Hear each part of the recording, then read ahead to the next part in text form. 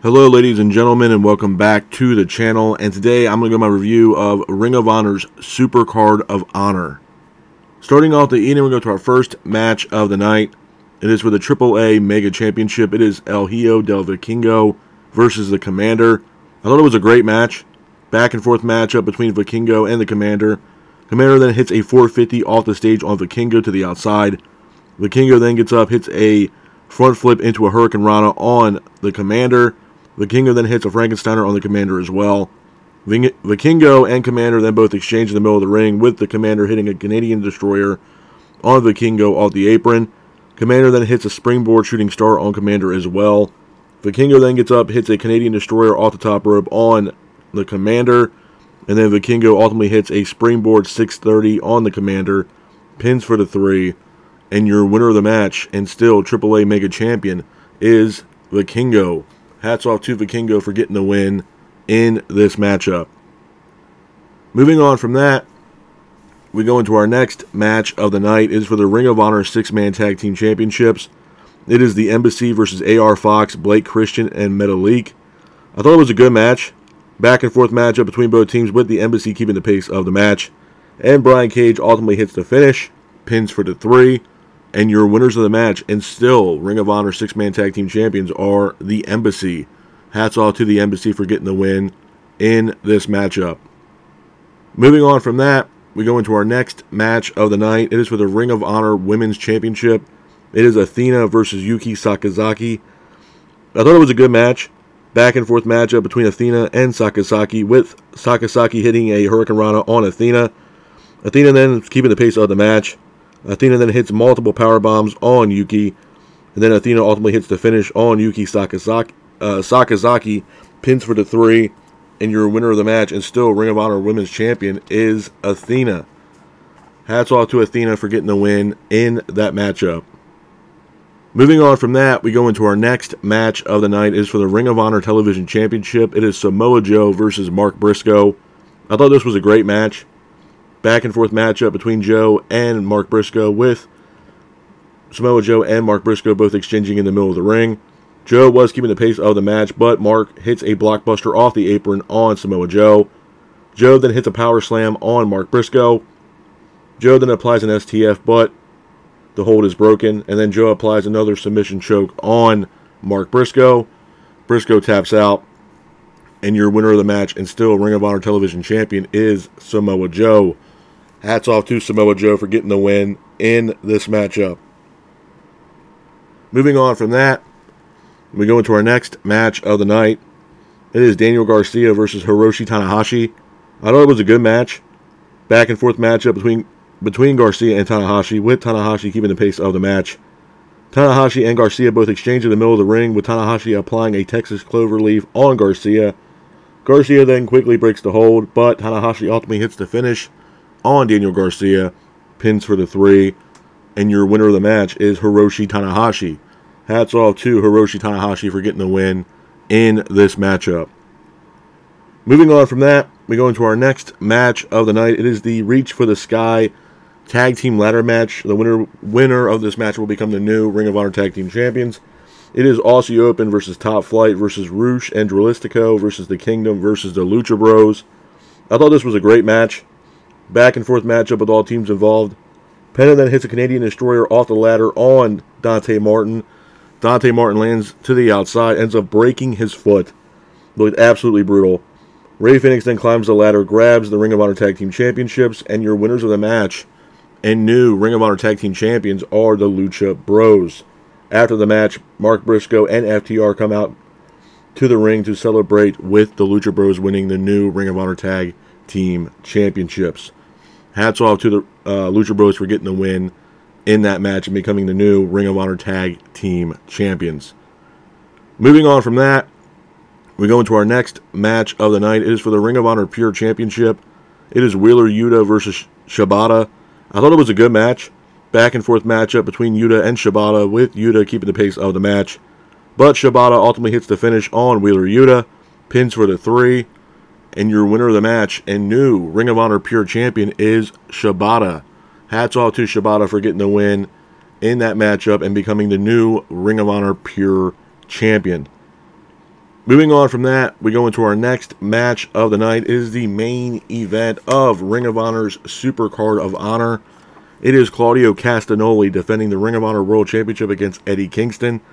I thought it was a great match. Back and forth matchup between Kingston and Castagnoli, with Kingston and Castagnoli both exchanging in the middle of the ring. Kingston was keeping the pace of the match, but Claudio hits a giant swing on Kingston. Claudio then hits a neutralizer on Kingston as well, and Claudio ultimately hits a roll-up on Eddie Kingston, pins for the 3, and your winner of the match, and still Ring of Honor World Champion, is Claudio Castagnoli. Hats off to Claudio Castagnoli for getting the win in this matchup. Couple of things I want to say about Ring of Honor Supercard of Honor before I get out of here, man. Number one, this was a solid card from top to bottom, in my honest opinion. A couple of things I took away from the show. Number one, Nigel McGuinness. Nigel McGuinness returned to Ring of Honor, and he is now on commentary for Ring of Honor. And I think it's a great addition to have Nigel McGuinness back on Ring of Honor commentary. Former Pure Champion, kind of, Ring of Honor legacy, if you will. It's great to have him back in Ring of Honor. The opening matchup, man, Vikingo versus Commander. I stated this the last time I saw Vikingo against Kenny Omega. That guy is absolutely incredible in the ring. I mean, I think he's 26 years old, 25 years old, I think. And, I mean, the moves that he does in that ring is absolutely incredible. And I think some people even said that he makes moves up on the fly. And it's just absolutely incredible to watch, man. That guy has a bright future in this business, number one. Number two, probably going to be multi-time world champion, if you had to honestly ask me. I mean, the guy is nothing but pure talent, great athlete, pure wrestler, and honestly, I look forward to who's going to challenge Vikingo next for this AAA Mega Championship, man. It's going to be absolutely incredible to see this guy back in the ring again, man. He's absolutely awesome. The Embassy versus AR Fox, Blake Christian, and Metalik. Solid matchup, with the Embassy picking up the victory in this match and retaining the Ring of Honor 6-Man Tag Team Championships. Athena versus Yuki Sakazaki, man. It was a solid matchup, and for what it's worth, I think when, Tony Khan brought Athena in, I think I think what it did was kind of, how do I put this? It kind of gave her spirit back, if you will, in professional wrestling, man. I feel like, they dropped the ball with Athena in WWE a little bit towards the end of her career in WWE. And she's done a fantastic job defending this Ring of Honor Women's Championship, man. She looks like a whole new Athena. She's doing a fantastic job, putting on great matches, and this match right here is one of the definitions of why I think that, once she came over to AEW and Ring of Honor, she's just doing a hell of a better job than what she did in WWE. And I'm not taking anything away from her career and what she did in WWE or NXT, but I feel like, she got a new lease on professional wrestling in her life, and I think it just, helps her out in her life and in her career. I mean, I think her being with, in AEW and Ring of Honor, I think it's just elevating her career even more. So it's great to see Athena do well in Ring of Honor. Samoa Joe versus Mark Briscoe, solid matchup. Did I think Briscoe was going to beat Joe? I didn't. With all due respect to Mark Briscoe, number one, it was a great match, fantastic match. But I don't think they were going to drop the belt. Joe was going to drop the belt that easily to Mark Briscoe. But what I will say, do I think there will be a rematch? Yeah, possibly.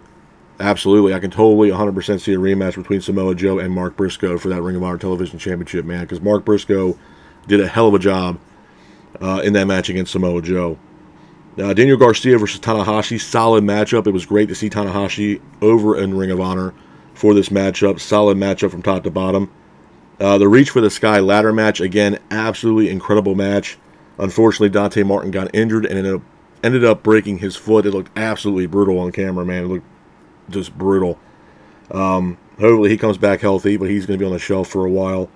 But it was a solid match. Lucha Bros pick up the victory and become the new Ring of Honor Tag Team Champions. Wheeler Yuta versus Shibata. The one thing I'll take away from this matchup, man, is Shibata. And what I mean by that is he's a pure wrestler, man.